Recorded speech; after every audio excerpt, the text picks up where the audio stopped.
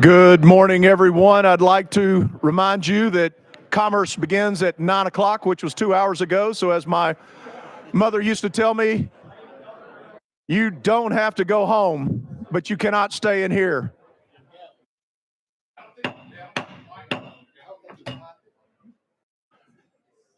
Y'all don't have to go home, you just can't stay in here.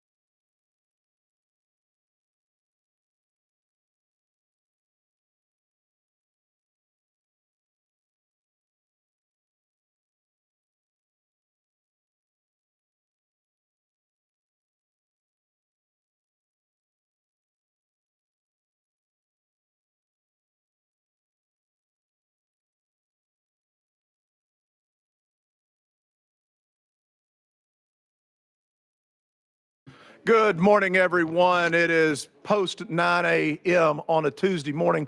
That means it is time for us to get commercial. I'm Kevin Vaughn. I'll be leading the festivities today.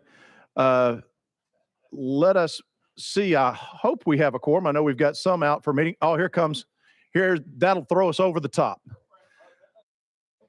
Mr. Clerk, would you please call the roll?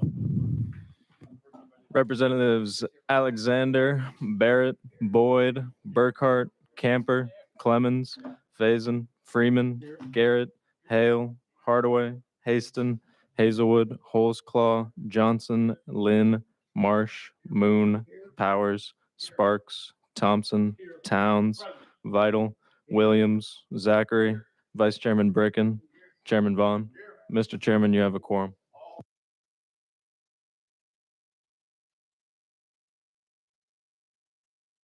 Anybody feeling personal today? Anybody want to share anything? I see Chairman Boyd with his hand up. You're recognized, sir. Thank you, Mr. Chairman. I have my friend and constituent Helene Cash with me today, and she's a leader in the Women's Republican group there in Middle Tennessee. I'd just like to make her feel welcome, folks. Welcome, Ms. Cash. Glad to have you today. Seeing no other hands, we do have a calendar today with several items on it. As a matter of fact, if I put my eyeglasses on it, I'll be able to see what's on that calendar much better. Our first item, though, is going to be House Joint Resolution 236 by Speaker Sexton, and I believe it's being carried today by Speaker Pro Tem Marsh. We got a motion and a second. Speaker Marsh. Thank you, Mr. Chairman. I have the pleasure today of introducing a friend of mine from Bedford County and Shelbyville to be hopefully appointed to the Tennessee Public Utility Commission, David Crowell. I'd like to put his name up for nomination. I'd like to welcome Earl Taylor and Tim Swartz with the commission here today. You've got a good guy, in my opinion. So I make that motion. We do have a motion that's been properly seconded. Mr. Crowell, if you don't mind, could you come forward and tell us a little bit about yourself? And on that microphone there will be an image that looks kind of like the guy's either talking or he's coughing. And when you punch it, then the red light will come on. Am I on now? You are there. All right. Please Thank you very much. Share with us what's on your heart today. Yes, sir. David Crowell from Shelbyville, Tennessee. Spent 37 years in the local utility business. The last 21 years as general manager. Excuse me, Mr. Crowell. Yes, sir.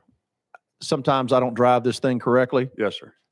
We're out of session now. Keep talking. Well, I'd just like to thank you, Mr. Chairman, and committee members.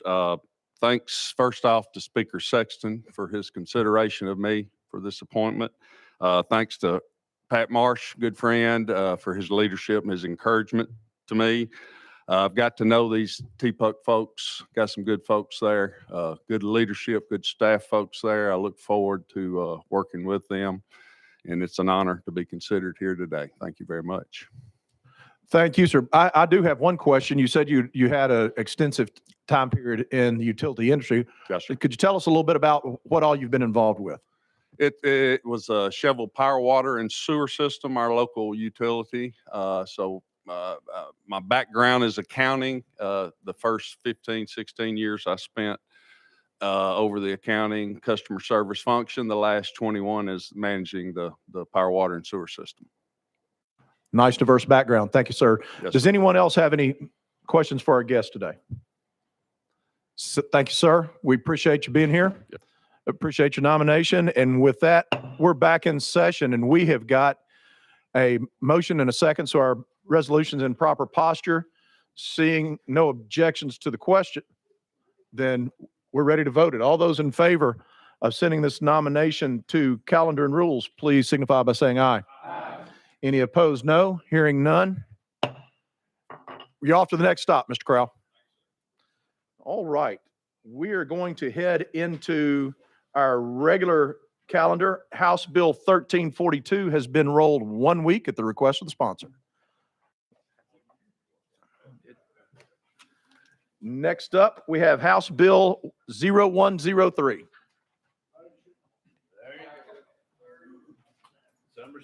Representative Hardaway, sir, you were not recognized. That wasn't a proper motion.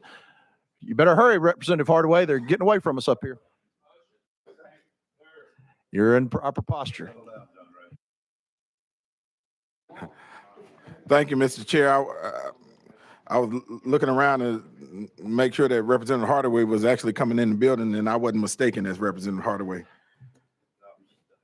And Mr. Chair and committee, House Bill 103 is the Lash Tech licensing bill. Let me identify our problem. The problem, we have a problem. And before I tell you the problem, let me preface with this. Lashing or extensions of eyelashes is a $1 billion business. The lash extension market size was valued at $1.36 billion in 2020. It is projected to reach $2.31 billion by 2028. Students who want to focus on lashes only have to either go through a full cosmetology school for 1,500 hours at a cost of $15,000 to $40,000 per student, or an esthetician school for a minimum of 750 hours at a cost of $13,400, plus an additional $3,000 for books and supplies, along with other fees. In order to do lashes professionally today, one must be a licensed cosmetologist or a licensed skin professional and esthetician. The solution: create freestanding schools for those that want to focus on lashes only. Also create apprenticeship opportunities along with it. This bill is a pro-business bill that streamlines the process of becoming a licensed eyelash technician in the state of Tennessee. It puts Tennesseans to work faster, increases the number of licensed professionals in our state, creates new businesses that will produce new businesses, and new business owners and industry professionals. And in 2013, we passed a similar bill with the same model for natural hair, and it has grown the industry by over 500%. The mechanics of this bill: it allows for freestanding schools for licensed lash technicians. Students will go to school for 300 hours to become a licensed lash technician. It allows for apprenticeship programs where students will go to school for half of the required hours and work in a licensed salon for the other half, if they so choose. The tuition fee is exponentially lower and is modeled after the Texas laws for lash technicians. With that, Mr. Chairman, I move passage. Appreciate the promotion, but no aspirations in that direction. Right, thank you. Thank you, Mr. Sponsor. So let me go back over this one time, because if we're standing up a new license to take care of an industry that's currently unlicensed, that's one set of issues. But in this case, there's a more aggressive license that is taking care of this industry, and you're providing an alternative path to licensure, which is less expensive and less time consuming. Yes, 85% right. If you are a Lash Tech today, you do have to be licensed, but you're licensed as a cosmetologist or licensed as an esthetician. Understood. Yes, sir. So Understood that. we are streamlining that licensing process and pulling it out as a licensed lash technician. Oh, you know, we like that streamlining word. Streamlining, Yeah, streamlining always. Do we streamlining. have any further questions for the bill sponsor? Seeing none, we're going to vote. Oh, I'm sorry. Chairman Powers overlooked you. Sorry about that. Yes, to the sponsor, are you currently wearing extensions right now? Mr. Sponsor. Thank you, Chairman Powers. Today I'm wearing my natural lashes. All right, thank you. Representative Lynn, I think you also had a question. Thank you. Chairman Powers stole my thunder, but I do have a real question. Does this also include eyebrows? Mr. Sponsor. No, ma'am, it does not. That's a good question. All right. Anyone else? Seeing none, now we're going to vote this thing without objection. All those in favor, please signify by saying aye. Any opposed? No, hearing none. You're off to GovOps. Thank you, Mr. Chair. Yes, sir. Committee. Thank you, Representative Parkinson. Following that, we're heading to Speaker Marsh with House Bill 392. Thank you, Mr. Chairman. And I do have an amendment. In I fact, hope think- that's Amendment 4514. correct. All right.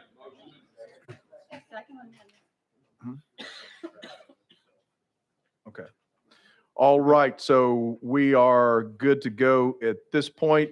You want to speak about Well, no, there's an amendment. there's another we- amendment too. There's an Okay. amendment we put on. 4032 is also, Yeah, we put that on in sub. 432 is the first amendment. 4514 is the new one that we put on for this week. all right. And so we need to vote on 4514, correct? Never mind.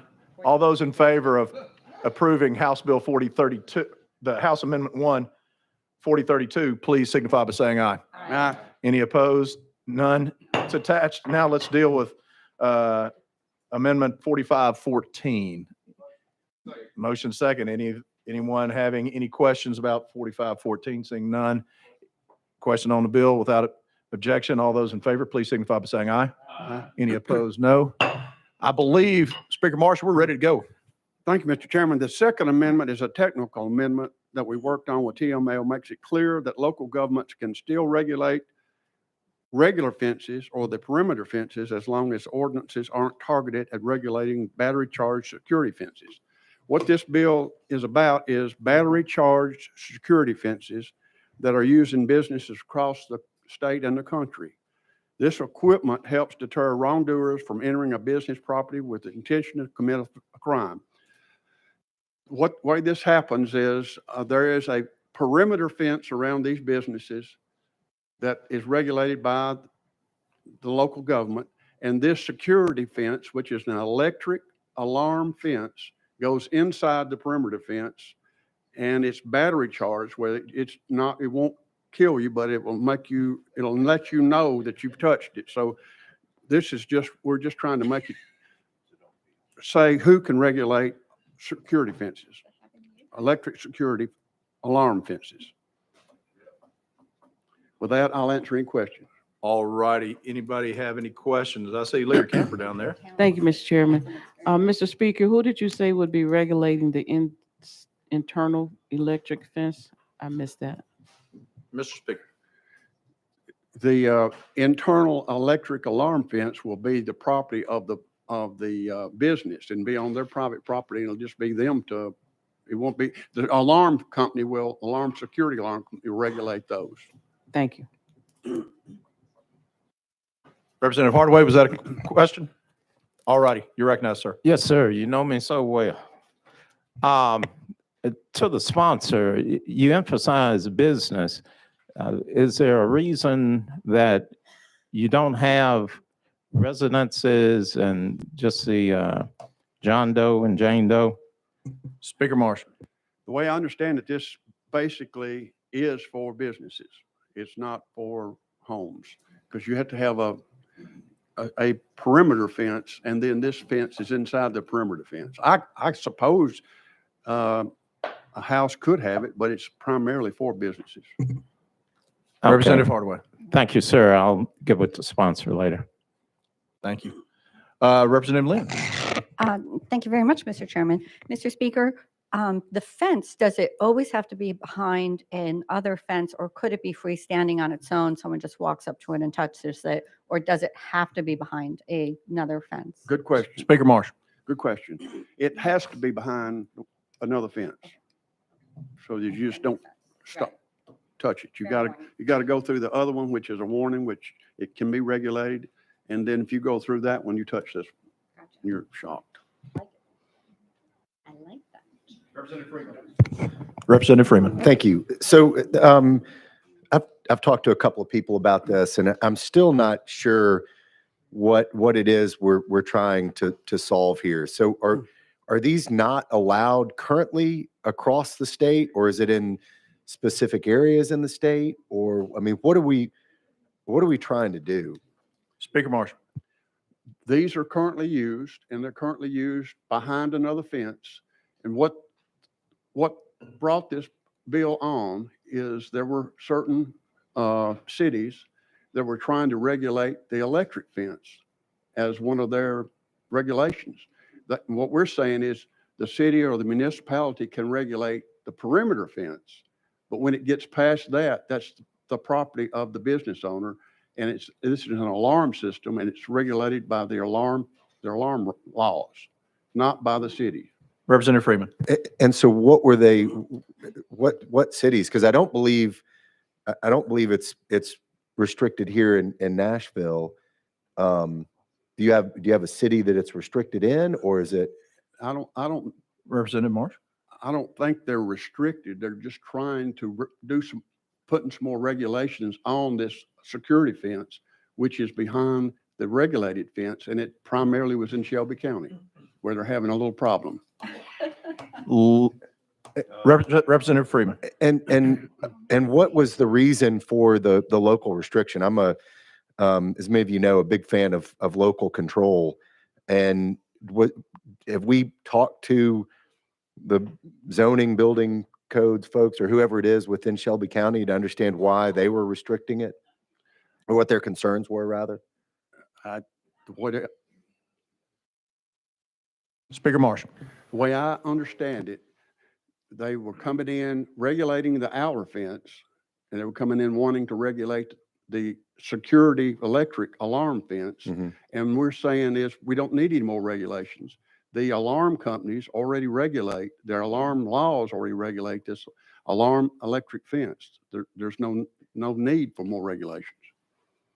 And what it was doing, it was hurting their ability to know whether they could use these fences in certain areas. They're like, we've got it all over the state. We don't know about this municipality. Stand by just for 1 second, Representative Freeman. So for me to understand the issue is that in one case, jurisdictions are saying, we're going to regulate the security fence, even though it's an apparatus of the alarm system, as a fence, versus a perimeter fence, which is a secondary standard. Everybody knows what a fence is. So I guess the contention of your bill is that the secondary alarm fence is more of a portion of the alarm system, and that's where it's regulated more so than under fence regulations. Do I have that correct? Correct. All right. Thank you, sir. Representative Freeman. Yes, sir. Thank you again. And again, I fully appreciate the explanations of what we're trying to do. I guess my frustration is that the person that came to speak to me about this was not even from Tennessee and was selling the product that a local municipality was regulating. And so instead of trying to go to the local municipality and show them why their product is a good idea, they hire lobbyists and they come and try to change state law. And I don't think this is where these types of decisions should be made. These types of decisions are extremely local. And we should not allow an out-of-state person to come and tell us what we need to be doing better here in little old Tennessee and pat us on top of the head. And for that reason, I'm not going to support a preemption, a local preemption bill, but I would just encourage others to understand who, sometimes why these things are happening is not necessarily for what's best locally. It's that a business is not able to sell their product in that municipality. So anyway, thank you. Thank you, sir. I have a chairman's privilege one more time, Speaker Marsh, and then I'll get back Thank with you. As part of the alarm system, the local municipalities will have the ability to charge permit fees as an alarm permit. So what we're talking about is, does this thing, the basic question comes down to, is this secondary structure, is it a fence or is it an alarm? Is it a security system or is it the perimeter fence? And that's where I think we're trying to add some clarification to. Speaker Marsh. Correct. And it is not a perimeter fence. And this company coming in to talk to you and talk to me also, they're trying to sell their product all across America. And they're having a problem in this one area, whether knowing whether they can sell it or not. They don't have any problem anywhere else, but they're telling them, we're going to regulate this fence because we can. We're like, you regulate the perimeter fence. This inner fence is an alarm system, and the alarm people regulate that, the alarm law. So I think makes perfect sense to me. Chairman Clemens. Thank you, Mr. Chairman. Thank you for breaking this down for us. I appreciate it. I guess my question is, why are we okay with regulating one fence and not the other? Both of them are on private property. Just because one's outside the other, that's what I'm not clear on. And I understand one's tied to the alarm, but you can already charge a fee on it. But if the argument's going to be made, well, that's a perimeter fence and this is an interior fence, they're both on private property. I don't see what difference it makes which order they're in. Can you elaborate on that? I sort of agree with you, but there are ordinances all across the state about fences. I don't know that we don't have it in my area, but I know in a lot of subdivisions and a lot of business areas, they have ordinances about what the fence has to look like, how tall it can be, and all kind of things. So we're just saying that's fine. Regulate the perimeter fence, but when it gets inside of that, that's on our property and it's an alarm system, and we want to go under the alarm provisions, not the city codes. Chairman Clemens, one follow-up here. Thank you, Mr. Chairman. So I guess, when we regulate or localities regulate those exterior perimeter fences, it's more for traffic safety and sight lines and things like that, I think is what you're referring to with regards to height and whatever. Is Memphis trying to regulate what these interior fences look like, the height? Has there been any reason given why they're trying to regulate those, or why that's any different than the perimeter fence? Speaker Marsh. I really don't know. I think they're just having problems with all kind of different areas with it. And it's not a big problem, but we're trying to fix it before it becomes a big problem. Chairman Faison. Question on the bill. All right. The question has been called. We see some objections. So we're going to vote on whether or not to call a question on the bill. All those in favor, please say aye. Aye. Those opposed, calling the question. The ayes carry that one. So we are back on the bill.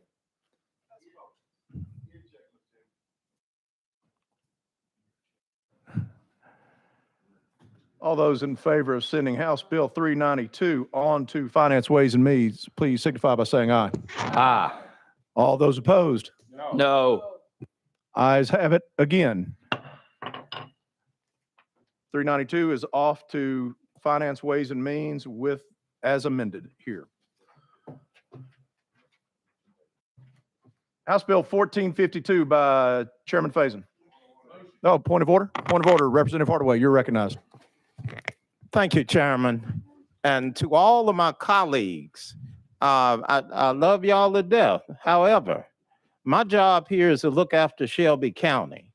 And if we have a bill that's brought specifically because of regulations that conflict with a lobbyist attempts in Shelby County, and that individual hasn't talked to any of the Shelby County members on this committee, I think it's bogus to call the question without us having some kind of say-so about the information that the sponsor provides on a bill that's aimed at Shelby County. So I'm going to ask my colleagues to be understanding, and please don't do that. I wouldn't do it to you and your district, you and your town, your county.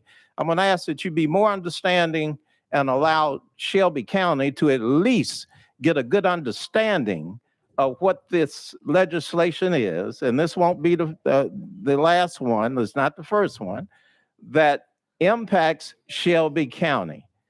Thank you, Mr. Chairman. Thank you, sir. I think you articulated your point very well there. Next up on our calendar, we're going to go to House Bill 1452 by Chairman Faison. We've got a motion and a second. Believe that you also have an amendment for this, I do, Chairman Faison. and the amendment writes the bill. Would that be drafting code 3692? That's what I have. All right, you, sir, are in proper posture. We've got a motion and a second on the amendment. Let's go ahead and get that thing attached, and then let's talk about it. All those in favor of Amendment 1, please signify by saying aye.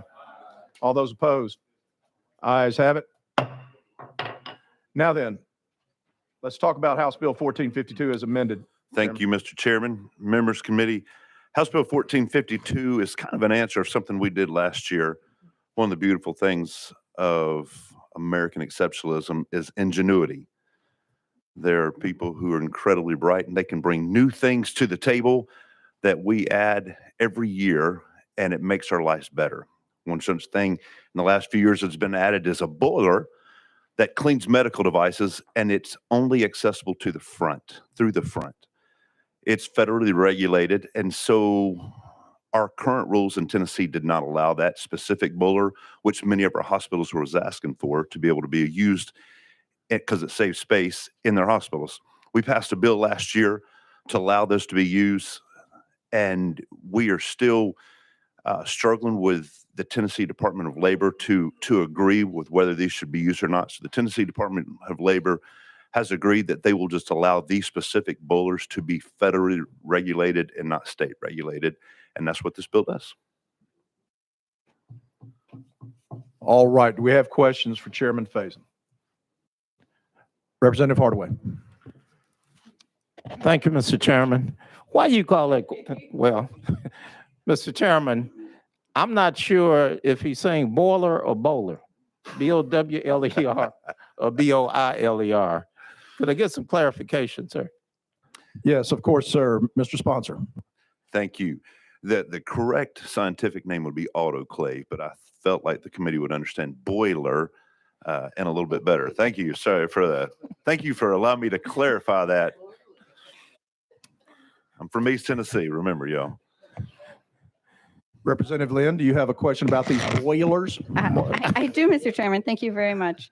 I have a question. Boilers can explode. They are under pressure. So when you say that the state won't regulate them, but there will still be inspections of the boilers, or is this a new technology where an inspection is not necessary, or? Mr. Sponsor. Thank you, Mr. Chair. Representative, these are federally regulated and they have a license federally because they've been looked at. Yes, yes, correct. There are specifications that the manufacturer has to meet to beat the federal licensing, I believe is the. Yes. All right, we do have confirmation of an inspection at the federal level. Representative Barrett. To the sponsor, does the federal law inspect the installation or just the manufacture of these products? Sponsor. Thank you. The autoclaves and miniature boilers that this bill addresses are federally regulated by the United States Food and Drug Administration, and as such will continue to be subject to thorough and stringent pre- and post-market surveillance and reporting requirements. Representative Barrett. So as I understand the issue with the state inspector has concerns about the installation of this product, not the manufacture of the product. So are we, by this law, telling the state that they cannot govern the installation of this product? Representative Barrett, this was an issue, a holdover from last year. We thought we had this resolved last year. It's a case where our boiler inspectors and boiler laws are written in such a way that this autoclave unit or this other unit that's meant to, what's the term to use? The sterilizer. Yeah, the sterilizer is more of a piece of medical equipment than it is a boiler in traditional manner. So that's why we've been seeking clarification on this, because our boiler laws and regulations have not contemplated such a piece of equipment. That's my understanding, but Mr. Sponsor, you can answer the question about your bill. The Thanks. representative from Dixon County, you said that the state didn't like the installation. That's not what the state's problem is. The state's problem is there's only one avenue of inspection of these specific boilers. They want to be able to inspect the back as well, not just the front. But the ingenuity and the amazingness of this product is you can see everything from the front, the only access that you would have with this. That was their problem. Thank you for the clarification. Thank you. Any other further questions? Representative Hardaway. Thank you, Chairman. I do have a question about the boiler, bowler, burler.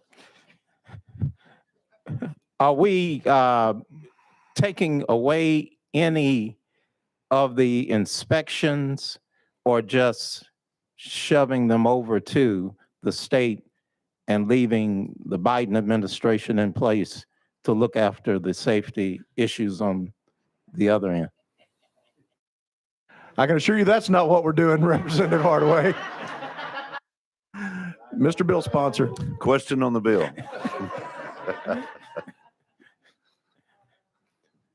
All right, withdraw. Representative Moon. Oh, where to? We've got a question on the moon. Any question on the moon? Question on the bill. I apologize. Anyone, are there objections to us calling the question on the bill? None. There are none. Then we are going to vote on House Bill 1452. All in favor, please signify by saying aye. Any opposed? Hearing none. 1452 is off to finance with the amendment, or as amended. Next up on our calendar, House Bill 946. I'm struggling saying words that I want to say today. We have a motion and a second. Chairman Boyd.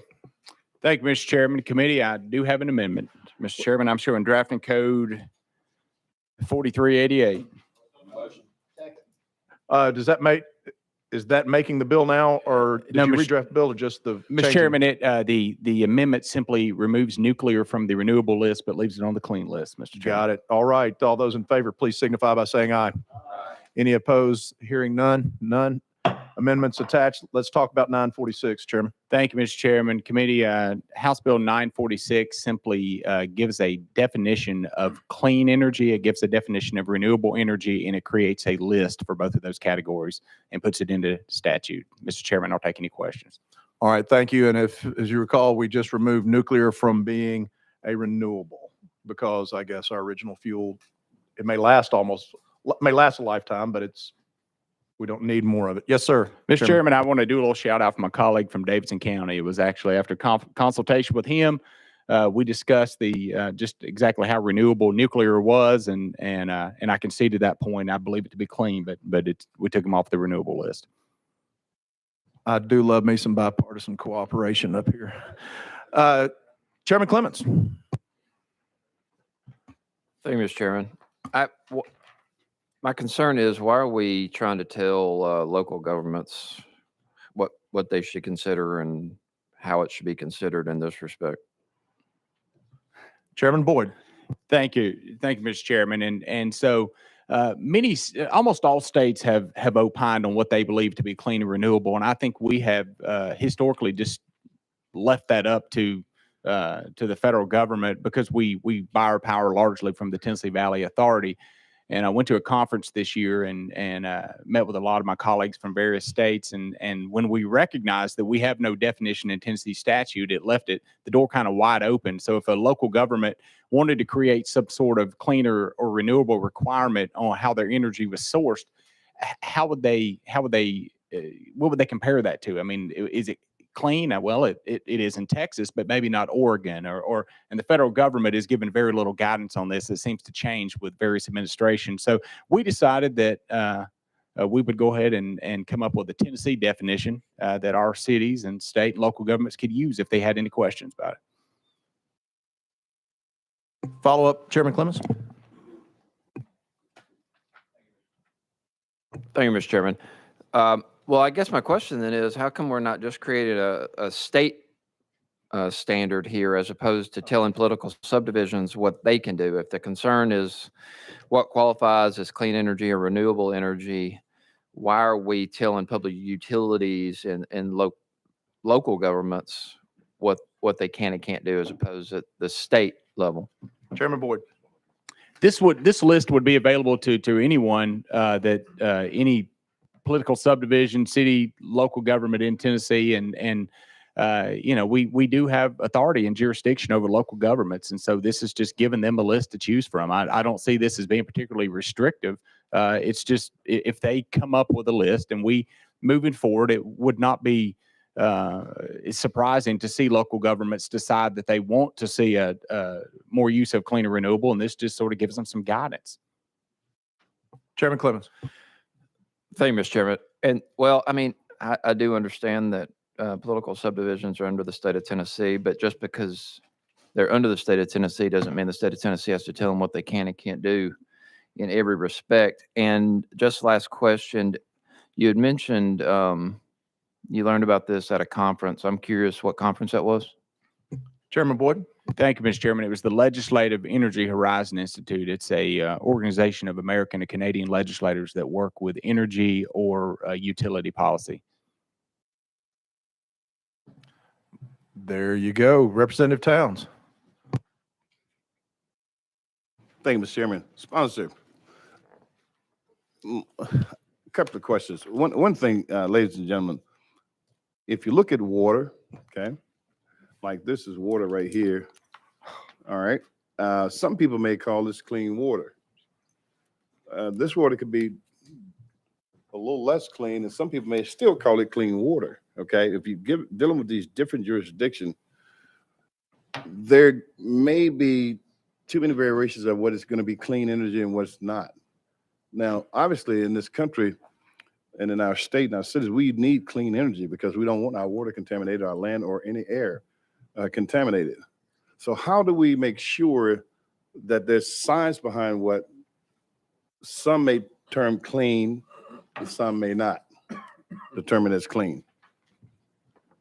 Is there any requirement for there to be in the scientific backup for these determinations? Chairman Boyd. Thank you, Mr. Chairman. Will you restate the question? I just want to make sure I understand what it is you're asking. Representative Towns. Well, what I'm asking is because of human beings and how our opinions vary so much, okay? And same would apply to different municipalities. How and if there will be any scientific backup to determine that it is clean, what they say is clean, because you may have different municipalities, they're going to say something totally different. One may be clean, one may not be as clean. So where are the scientific requirements to ensure that it really truly is clean to protect our environment?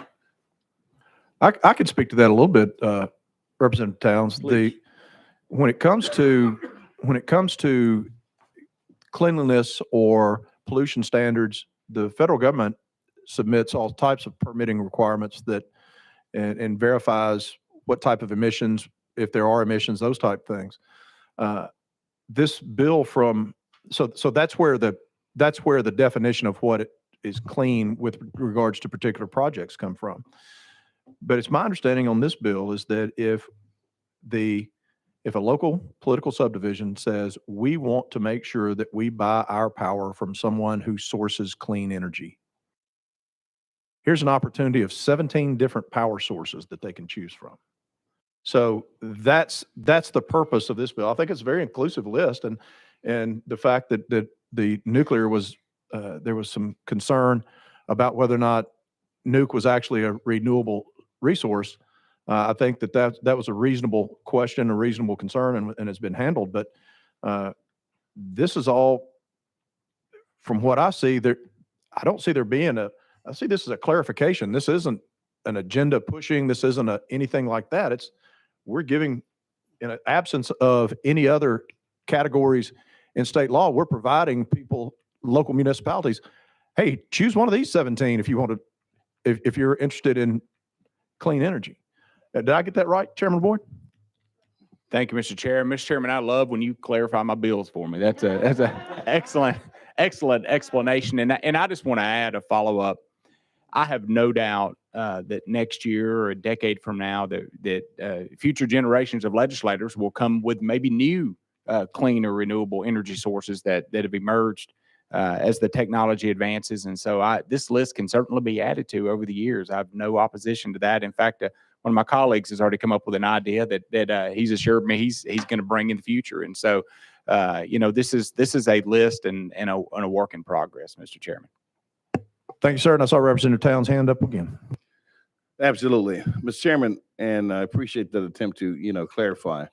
And however, what my concern is that of the 17 that may be listed now, some municipalities may not even go with that 17. They may choose something totally different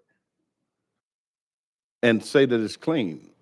And what I'm asking is, whatever's chosen, does there have to be any scientific data to show that that energy is clean? Has it been vetted? It doesn't have to be on that list. It could be, like I say, it's evolving, and there could be some new stuff that comes out, and that municipality may decide to do that. So how do we ensure what the standard of clean is to protect our environment? All right, let me let the bill sponsor take a stab at that one. Thank you, Representative Towns. So you're gonna pass the hard ball to the bill sponsor, and you're gonna take the easy ball. Okay. Yeah. Okay. All right. Chairman Boyd. Thank you, Mr. Chairman. So to answer your question, if a state, local government, or any political subdivision want to come up with a source that's not on this list, they will not be able to. This is the list that they can choose from. Okay. And moving forward, we don't necessarily perform scientific research with our research analysts and legal here at the legislative level. We largely go off of industry standards or what's going on in other states, and so I hope that answers your question. Well, it does, Mr. Chairman, to a certain degree, but the deal of it is that I would think there would be some kind of a pool of knowledge, a body of knowledge that's centralized that people can go to, that's been vetted, that says this is what we consider by the standards clean energy or clean whatever. Okay. So if we decide to adopt and utilize this particular segment of energy, to say that it's been vetted, and we are confident as being, a political subdivision, that this is going to be good for our communities, but seemingly there's not that in existence where we have some centralized body that says these areas can be rest assured that they're clean. Okay. But what gives me a little bit more comfort and less heartburn is that you can't just add something new on the list. Okay. And whatever's been dealt with is probably, whatever's on the list now has probably been out there for a while. Okay. And that would be data, if it was really dirty, some data I'm sure would be already emerging, but you can't just add something new on the list. Okay. That's what you're saying. Is that right, bill sponsor? I believe he is nodding, Representative Towns. So yes, I believe that's okay. correct. Thank you, Mr. Chairman. Thank you. All right, Representative Vital. I just want to clarify, Mr. Speaker, that nuclear, which is an important part of our energy source in the valley, is classified as clean, but not renewable. Is that correct? Yes, sir. That is correct. That's what I'd like the record to show. Thank you. Speaker Marsh. I was going to call a question, but I believe I saw Representative Hardaway's hand jump up real quick. So. Representative Hardaway, you're recognized. Thank you, Chairman, and thank you to Chairman Marsh. You're a gentleman and I suppose, a scholar. To the sponsor, anytime I hear political subdivisions, I get kind of antsy that it's got something to do with Memphis, Shelby County. Will this conflict with any existing definitions or regulations in any of the quote political subdivisions? Chairman Boyd. Mr. Chairman, thank you. No, this will, if there are any, this will supersede it. Representative Hardaway, I believe that given the fact that Allen just converted from coal to natural gas, and then I believe there's some solar farms up around the Millington area. I don't think we have any wind generating in Shelby County, but it's primarily natural gas and then what's purchased off the grid. So I don't think there's any conflict between Shelby County and this piece of legislation. Thank you, Mr. Chairman, and I might differ with you a bit when it comes to wind and natural gas, whether the Shelby delegation would qualify. Point made. Speaker Marsh. All right, I don't see any objections to that, so we're going to vote on House Bill. We're going to vote on House Bill 946 by Chairman Boyd. All those in favor, please signify by saying aye. Aye. Any objection? Any noes? Hearing none. 946 is going to calendar and rules with the amendment attached. House Bill 512 from Representative Barrett. All right, sir, you are indeed recognized. Thank you, Mr. Chairman. House Bill 512 is one of your favorites. It is a simple administrative bill brought to me by the Treasury Department.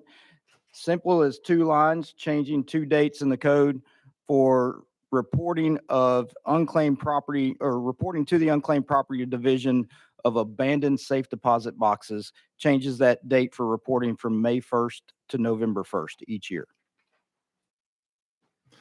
That seems simple enough to me. Any questions for Representative Barrett? Seeing none, we're going to vote on House Bill 512. All those in favor, please signify by saying aye. Aye. Any opposed? No. Hearing none, 512 is off to calendar and rules. Rounding out our efforts here today is Representative Burkhart with House Bill 349.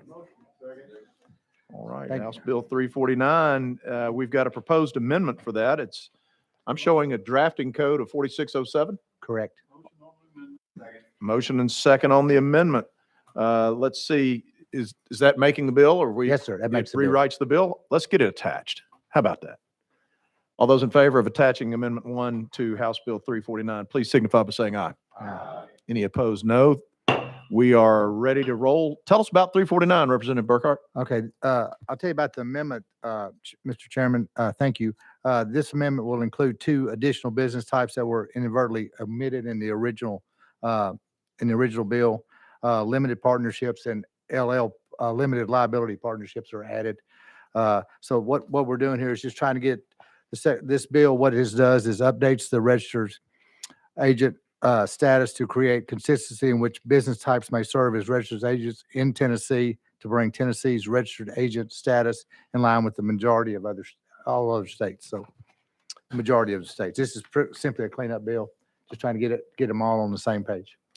Understand, sir. So this bill was brought to you by the Secretary of State's office? That is correct. And Mr. Harmon is here if we have any questions. All right. Secretary of State, need to take care of a little housekeeping. Anybody have any questions regarding that housekeeping? Seeing none. Oh, by the way, did you just trust everything the Secretary of State brings to you? Well, I think it's probably a good idea, rather as being a freshman. Yes. Oh, I personally do myself. So I just good point. All those in favor of approving House Bill 349, please signify by saying aye. Aye. Any opposed? No. 349 is going to calendar and rules with the amendment. And with that today, folks, thank you for doing a good day's service for the citizenry of the great state of Tennessee. We are adjourned.